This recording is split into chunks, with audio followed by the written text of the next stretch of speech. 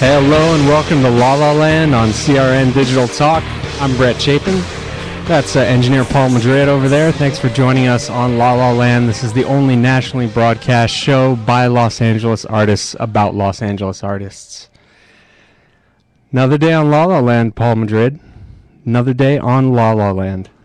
So how's everything going with the co-host? Co-host search is going well. We've got 2 more weeks left. Can you believe 2 weeks from now I'm going to be announcing our 5 finalists? It's coming up. I'm looking forward to it. Me too. I can't wait. We're taking video submissions right now, guys, for our co-host search at lalalandtalk@gmail.com. Just go on there 1 to 2 minutes and just tell us why you think you would make a great co-host. And we're going to be picking 5 finalists in 2 weeks and giving each one of them 1 week to co-host the show. And then on December 1st, we're going to be announcing the winner based on our listeners' votes. So our listeners are going to be voting on those top 5, and it's going to be up to them. So looking forward to finding out who it is that's going to be sitting here with us starting December 1st. Exciting stuff. So, have there been a few more that have impressed you? People are so creative, and people are really sending in some good videos, you know. So there's definitely people that have impressed me, and it's going to be exciting. I can't wait to see what happens. So, good stuff. So keep sending them in, folks. lalalandtalk@gmail.com, or you can go to our Facebook page, Facebook/lalalandtalk, Twitter /lalalandtalk, and find all the information on that. I also want to give a little shout out to our friend Rob Steinhauser. He has a film that just came out that he emailed me to let me know about. It's called The Newest Pledge. It's about a group of fraternity guys who get left a baby on their doorstep, and they have to take care of the baby. Yeah. That should be interesting. Yeah, pretty fun premise. Check it out, guys, at facebook.com/The Newest Pledge. You can also find it on IMDb. They've got Barry Pearls in it, Kevin Nash, Jason Mewes. Our friend Justin Jones was in here a couple weeks ago talking about it. So looks like a pretty funny film. Check it out, guys. Sounds like a pretty hot cast. Yeah, absolutely. And some rising stars in that cast. I really think that Rob Steinhauser has got some good stuff going with this film. So can't wait to see it.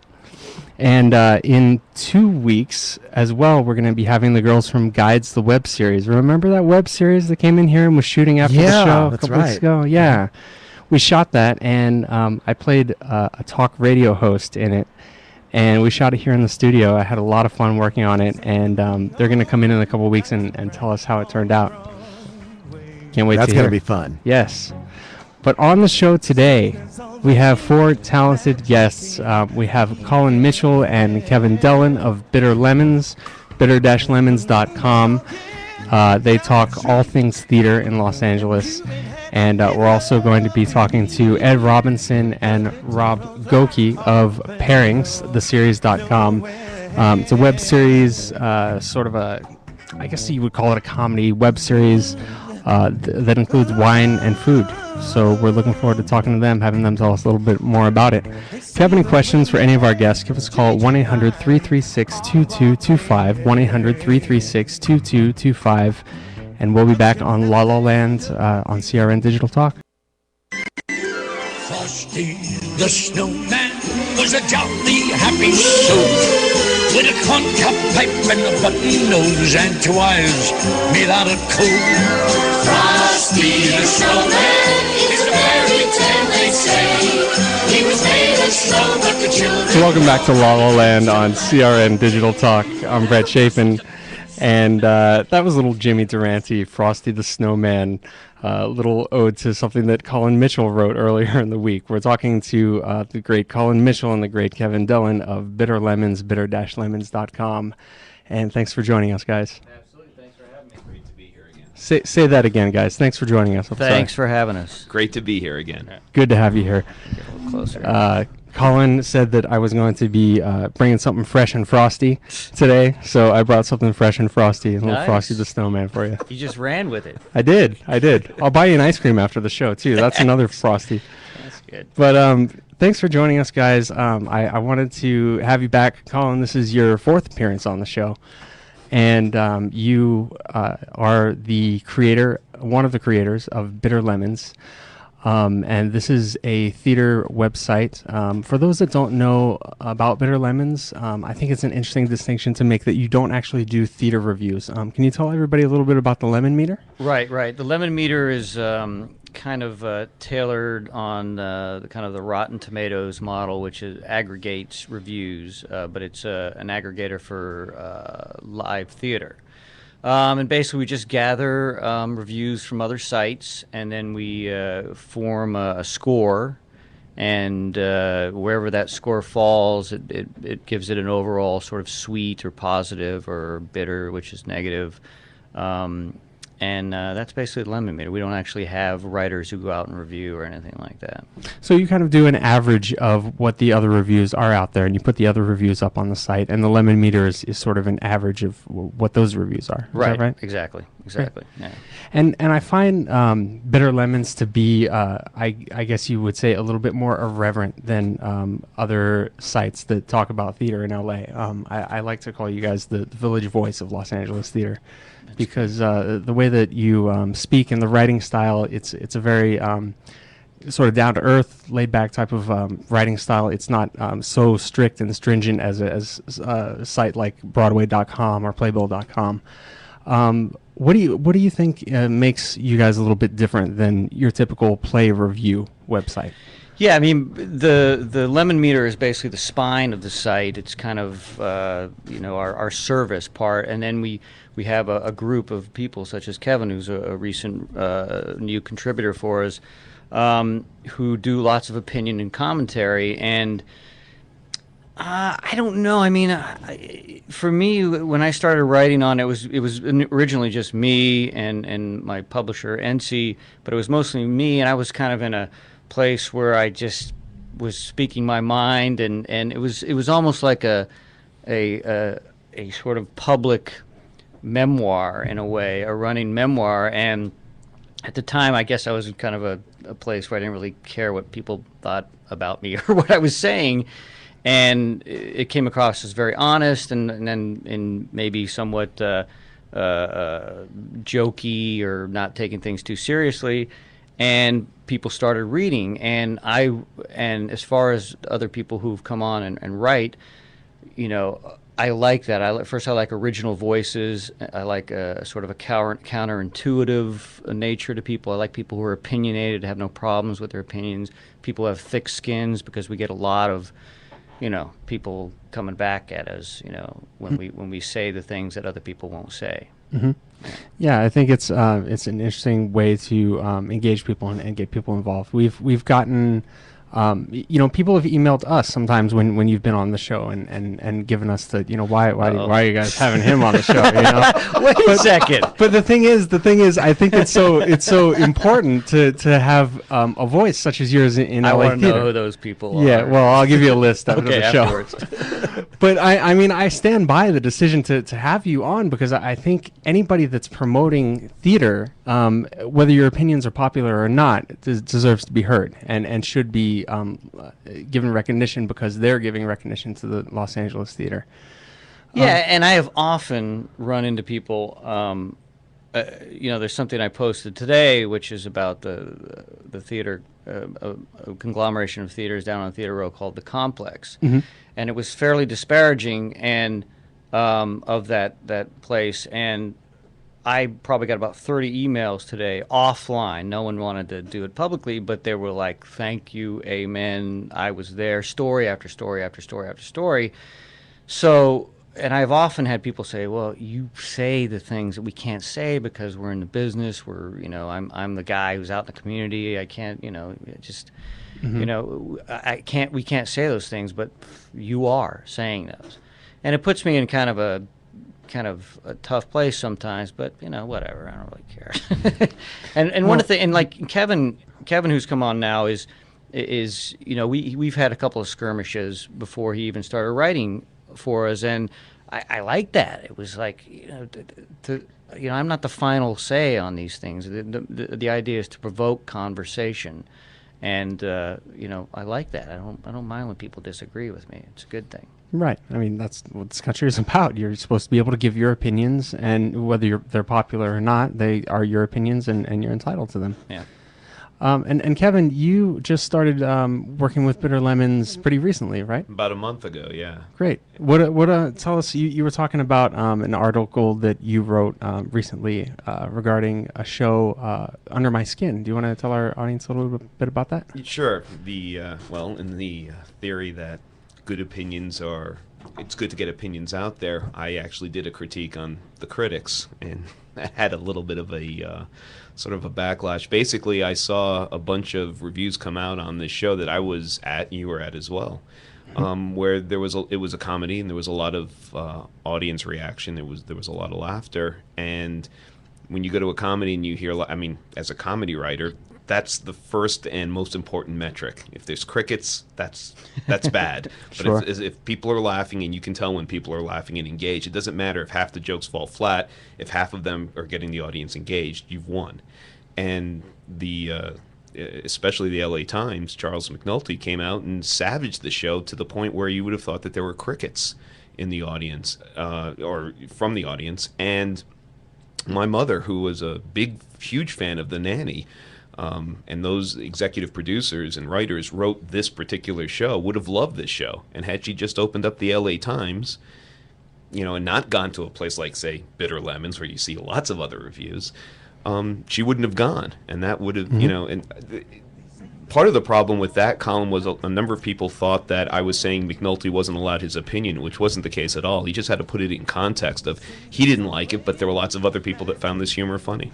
Right, and it's nothing against McNulty. No. We like Charles McNulty. He's a very talented writer, but the fact is, I got to disagree with him on this particular review. I enjoyed the show tremendously. And perspective is key, and a lot of reviewers may put context and opinion, but they don't allow for perspective and the fact that they might be wrong.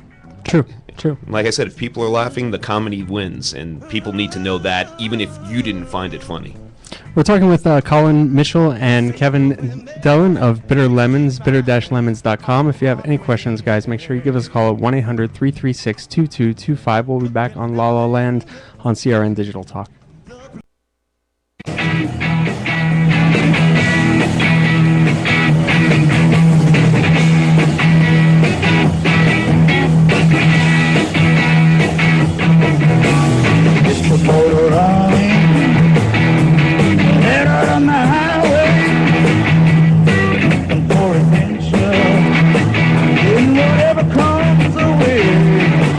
Different version though. Welcome back to La La Land on CRN Digital Talk. I'm Brett Chapin, and that was Born to Be Wild for Bitter Lemons, bitter-lemons.com for all your theater information for Los Angeles. We are wild. You guys are wild. It was between that and Bad to the Bone, but I couldn't find Bad to the Bone. Nice. So, Or I drink alone or something like that. yes, whatever it takes. But you had mentioned had mentioned before an article that came out, I believe this morning. Just this morning. That's right. Yeah. Regarding the complex. Did you want to tell our audience a little bit about that article? Yes, it was. The sort of title of it was "That Little Ghetto on Santa Monica Boulevard," which is a quote from a theater critic in L.A., Ernest Kearney, who was a friend of mine, and we were out, and he kept referring to this little ghetto on Santa Monica Boulevard. When we were talking, I finally said, "What are you talking about?" And he said it was the complex. The complex is a sort of a group of theaters in one building down on Theater Row there, Santa Monica Boulevard. And it's a really just kind of a blight, in my opinion, of our so-called Theater Row down there. And I'd been meaning to write something about it for a long, long time, and I just never really knew why I wanted to write something. I didn't want to be mean just for the sake of being mean. I just needed it to be something productive. And then after having this conversation with Ernest last week, I said, all right, it's about time to do it. And I kind of let it all loose. And as I was saying, I got about 30 emails, and it's already been seen by supposedly hundreds of people in the last few hours. And I got a lot of offline emails from people saying, yeah, I used to teach a class there, and it was just awful, and I did my first show there, and it was terrible, I'll never go back, and blah. And it's like a guy he said, I've designed in every theater in on Theater Row, and I'll never design at the complex. Mm-hmm. And unfortunately, it starts from the top, and the person who owns and runs that place is a guy named Matt Chait. And he's, things start from the top down, and they emanate out, and if it was in the hands of someone a little more connected to the theater community, someone a little more savvy, a little more creative, I think that could really be the heart of Theater Row, rather than like, well, it is the heart. It's just a blackened, cancerous heart right now, and it could be a more healthy heart. I'd like to see it. I would like to see it renovated. Yeah, it's a really great space, and has could be. Quite a 20-year history now. It's been around 20 years. Yeah, I mean, I think the space itself's been around for like 30 some, but as the complex, it's been like 20 plus years. But it's not just renovation; it's management. There's it's oversight of what comes into your theater and who you let into your theater and what happens in your theater and stuff like that. I saw some Twitter conversation on it this morning, and I don't think that you're alone. I think a lot of people share your opinion about the complex. Comment on the site. Yeah, bitter-lemons.com. Yeah, people don't want to put their voices out there sometimes, which is fine. Again, which is why we write the things we do. Yeah, saying the things that others will not say. That's right. Good stuff. Yeah. And Kevin, you are working on something. Tell everyone real quick about Heat and Hostility. It's a film that I promise is going to be finished at some point. We're running now into... This is one of those things like with Leonardo where he actually mixed his own paints. He had his own ideas about paints, and that's the reason why the paints are peeling off on The Last Supper off the wall. Well, I had this idea of shooting on 2 different types of film stock, and getting that all together digitally has turned out to be somewhat of a nightmare. Well, where can people find information about it when it comes out? Well, actually through Bitter Lemons or heatandhostility.com. But heatandhostility.com. Yeah. Okay. Or if you go through Bitter Lemons and you click on my name, it's linked through that, so. Great. Can I say that Kevin has an amazing radio voice? He does. I think he should throw in a thing for the co-host contest. I mean, let's have send voice. us a video. That's radio, man. Come on. He's got the deep Steve Julian voice thing going on. Very good. And unfortunately, this is not just about voice. There's pictures involved too. So, guys, for any information on Bitter Lemons, make sure you visit bitter-lemons.com. Colin Mitchell and Kevin Delin, thank you so much for joining us, guys. Thank you, Brett. Appreciate it. Thank you, Brett. And we're going to be back to talk with Ed Robinson and Rob Gokee of Pairings the Series. That's facebook.com/pairings or pairingstheseries.com. They're also on coldcast.tv. If you have any questions for them, make sure you give us a call at 1-800-336-2225. That's 1-800-336-2225. And you can check out our live stream right now, guys. If you can hear us but not see us, go to ustream.tv/channel/CRN Studio Live, and you'll be able to see us as well. We'll be back on La La Land on CRN Digital Talk. I know. Welcome back to La La Land on CRN Digital Talk. I'm Brett Chapin. We're talking today to the creator of Pairings the Series, Ed Robinson, and the music supervisor for Pairings the Series, Rob Gokee. If you have any questions for either one of them, make sure you give us a call at 1-800-336-2225. 1-800-336-2225. Thanks so much for joining us, guys. Of course. Thank you for having us. Yeah, glad to be here. Now, did I get that right? Music supervisor? Composer, actually. Music composer. Music composer for pairingstheseries.com. And you can find additional information on Pairings the Series at facebook.com/pairings or coldcasttv.com. Just coldcast.tv, yeah. Coldcast.tv. So, guys, tell us a little bit about Pairings the Series. We're going to hear a clip coming into the next segment from your trailer. But for anybody that hasn't heard of Pairings the Series, what's the premise? Well, the premise is just that in this day and age that cooking makes men sexy. So we're really the first scripted comedy series that is food-based. So we were actually really excited because Coldcast is creating a food and cooking channel that they're launching the day that Pairings releases, because they wanted a scripted show for to launch their channel, and just the general premise is that it's about a Alan Wallace who's kind of a nerdy gentleman and he's not very good with women, and his friends and family convince him to start cooking for women on his dates instead of hiding the fact that he's a cook. And as he starts doing that, he has more success. Very nice. Women love a guy that cooks. I've heard it before. Yes, it seems to be a theme these days. It's definitely true. Cool.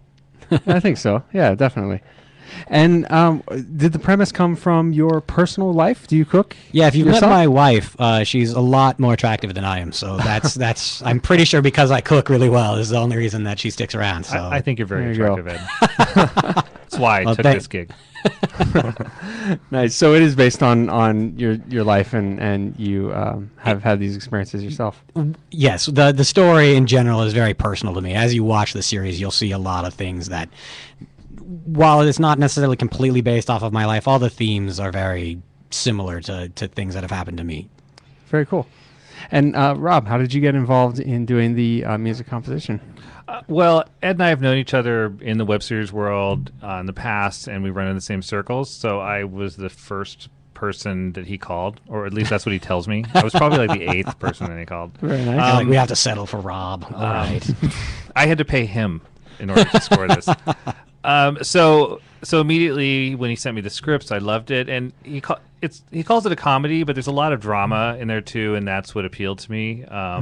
So it's a really cute story, and I liked the characters before it was ever, for 1 minute of it was even shot, and so I felt invested. It sounds like a great show. I'm interested I'm excited for our audience to hear this clip that's coming up, because I think it's going to explain it a little bit better than you can just by talking about it. Yeah. And you guys have a premiere coming up on this Sunday, right? Yeah, we're really excited about it. We're all set to go. It's going to be at Busby's East, Awesome. which is on Wilshire near the SAG building. And yeah, Sunday at 6 o'clock. We actually do the screening at 7 o'clock. You're welcome to come on down. There's still space. Check it out, guys. And you can be found on eventbrite.com. Yeah, eventbrite.com. Just look at their calendar, and we're a public event. You should be able to see us right there. You can get a free ticket. Great. Tell us about some of the challenges. What were some of the things that were a little more difficult about shooting the series? The two biggest challenges, I would say, would be first the food. I mean, it's kind of akin to working with pets or children on camera. It's just having actors eat the same food over and over and over again is very difficult. Plus, you have to make the food. It was very important to me to make the food look real, like something, because one of the things that we're doing is we'll have all the recipes of the characters are eating on the website, so that you'll be able to prepare the recipes at home. So I wanted them to look like what you'll be able to eat at home. But you have to do several takes of cooking, so you have to have all of that food, but you have to have it, raw and halfway done and all done, because you can't take the time to sit there and cook lamb shanks that need to braise for 3 hours. So I have to have several lamb shanks braised, 4 hours before the show, and then have raw lamb shanks that I can brown on camera, and then some browned lamb shanks I can pour the beer over, chopped vegetables, all sorts of stuff. It was a lot of work just before we started the show. I can imagine. The other big challenge was I wrote a sushi restaurant into the script, and finding that location was very challenging. But we were lucky with the Central Sushi Central in Culver City area let us use their sushi restaurant, and we filmed there for a day and got all of our sushi stuff done. Very nice. Go eat at Sushi Central, guys. Yeah, they're good. I feel like I should have spent more time on set. Knowing, if I could go back in time knowing all the food that you had, I'd just show up. Hey, guys, I'm the composer. Did you even have Here, craft services? Well, I did, but most of craft service was, what I finished making. Yeah, I can imagine. And you said that there's going to be a recipe or a particular dish that goes along with each episode. Yeah, basically the opening credits of each episode will be one or multiple of the characters cooking on camera, and you'll see close-ups of them making the food, and then that recipe, and maybe even another that you see in the show, that particular episode will be featured on the website, so you can actually make that recipe yourself. That's really awesome. I'm obsessed with the Cooking Channel and Diners, Drive-Ins, and Dives, and those I love shows. that show. Yeah. Well, the whole world. I mean, there's two. There's the Cooking Channel. There's the Food Network. It's many food blogs these days. I think the whole world is obsessed with cooking and food. Has this ever been done before? The idea to combine food with a web series? Well, there's definitely been movies, Julie and Julia, Eat, Drink, Man, Woman, that kind of stuff. Web series, I don't think have been done before. The closest I can think of is Kitchen Confidential, which was, It was a Fox show. yeah, it was a Fox show. It got canceled, unfortunately, a little early on, even though I've heard good things about the show. But it was a drama. It wasn't really a comedy like what we're doing, or dramedy. But it wasn't. It was the memoirs of, and I'm blanking on the gentleman's name right now, but famous cook, Anthony Bourdain. It was based on Anthony Bourdain's memoirs. Kitchen Confidential was? Yeah, Really? I believe so. I hope Interesting. I'm not wrong. I love Anthony Bourdain. You guys, if you have any questions for either Ed Robinson or Rob Gokee of Pairings, the series, make sure you give us a call at 1-800-336-2225. That's 1-800-336-2225. And we're going to be back to talk to you guys a little more. And coming up, we're going to play a clip of your trailer. Sounds good. Good stuff. We'll be back in just a moment on La La Land today on CRN Digital Talk. How is it you're still single? Because it's a way to a man's heart is through his stomach? I don't buy that. Women like food just as much as men. You know, if you could get a woman to actually taste your food, even you could get laid. You play a girl elf D&D character. So? I don't need help getting women. I wouldn't put it quite so eloquently, but you kind of do. Would you find a man who cooks attractive? Mostly for soup. It's great with some leeks and some apples. Yes. She's cute, but she's married. She's got like a kid. I don't see a problem. Dude, do you do everything as well as you bake? I haven't seen the little Wampa fart much recently. Just cook. Food affects the same brain chemistry that sex does. People are starting to get hurt. Crap. Gotta pee. Really? Couldn't just excuse me? Welcome back to La La Land on CRN Digital Talk. I'm Brett Chapin, and that was the trailer for Pairings, the series. Find information about Pairings at pairingstheseries.com, facebook.com/pairings, and coldcast.tv. And we're talking with Ed Robinson and Rob Gokee of Pairings, the series. Thanks again for joining us, guys. Glad to be here. Yeah, absolutely. So you've got your big premiere coming up, and you've got the show itself. Where did you get the idea to work in the recipes with the food, or work in the recipes with each individual episode? I find that interesting and something that's never been done before. Yeah, I don't feel like it has ever been done before, and I think the idea just came from watching food movies. When we had the idea for Pairings and we were writing it and coming up with the story, we started doing research by watching just about every food movie we could think of, from Julie and Julia to Ratatouille to Eat, Drink, Man, Woman, and we just watched them all. And I always wanted to just eat, I wanted to be able to eat what they were eating on the camera, and I felt like there's absolutely no reason that we can't let people do that. I mean, they have to do the work to prepare it themselves, but we can release the recipe, because everything that we prepare, that is prepared on the show, is a recipe I've done as a caterer regularly, and I'm happy to share the recipe with people so that they can enjoy the show while they eat the food that That's really great. see. One of the coolest things to me when I read the scripts was the cold opens for every episode with somebody with food being prepared, because it's not normally done. It almost makes you feel like you're going to watch a cooking show. Yeah. But the show's so much more than that. Do you think that composing the music for this show was a little bit different for you because it was about food? Did that play into your choices of music at all? A little bit. I think the characters themselves had the biggest part in it. We talked about what kind of score we wanted. We wanted it to be very organic and acoustic sounding. And I had scored a previous web series with Rick Robinson, who directed a lot of pairings, called Night of the Zombie King, and there was a lot of acoustic guitar in the score, and Ed and I initially talked about that being the base of where we started. And I think, the way it usually works is the characters tell me what the score needs to be. So I'll start somewhere, and it's a lot like writing a story. If you're writing fiction, you just let the characters take you where they need to go, and I do the same with the music. Absolutely. I can imagine. I just realized what it kind of reminds me of. It kind of reminds me a little bit of the movie Sideways. Which is, of course, about wine. Wine and food. I mean, it goes right together. Yeah.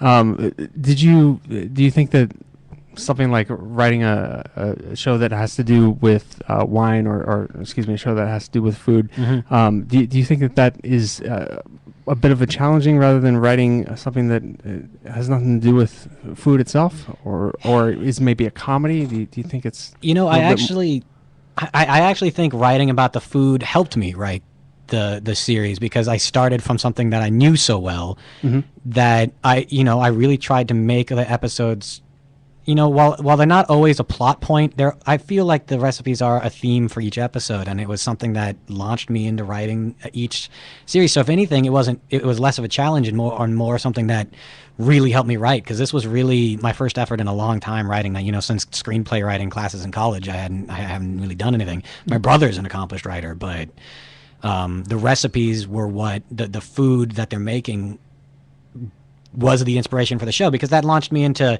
thinking about where you eat, and you're often eating with family, and family became a very important part of the show, and all the different kinds of food that you eat. Yeah, food is its own character in the show. It's definitely it's another. In terms of music, I feel like food plays this vital role in everything that goes on in the show. And how it interacts with all the characters, and without giving too much away. All of the all of those moments where you see people cooking, it really came together when you saw Rob's music finally. I mean, when we finally were able to plug that in and he'd scored it. I mean, I think I said it to him once that he was providing the soul to our show, and I stand by that. Music is the backbone. Yeah. Everyone gets food poisoning and dies in the last episode. Yeah, thanks for spoiling it. Great. That might be a good way to end the series. That was the best cue to write. Ed and Rick were great to work with. It was a really fun process and an easy process, to the point that when we hit the 6th episode, I was waiting for a 7th, and I realized we were done, and it was kind of disappointing because I wanted to keep going. Well, hopefully we'll be doing season 2 soon. So you find a lamp and you rub it, and a genie comes out of it, and he says, Ed, I can do whatever you want to happen with Pairings the series will happen. What would you want to happen? Oh man, if I had a genie, I would definitely love to be able to get onto a cable show and have it on as a half an hour television scripted show. I don't think the Food Network or the Cooking Channel has scripted shows. That would be a great idea for them. They don't yet. You never know.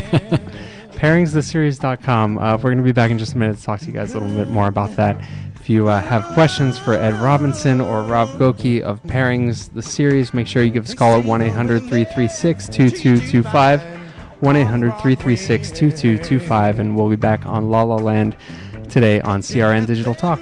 Welcome back to La La Land on CRN Digital Talk. I'm Brett Chapin.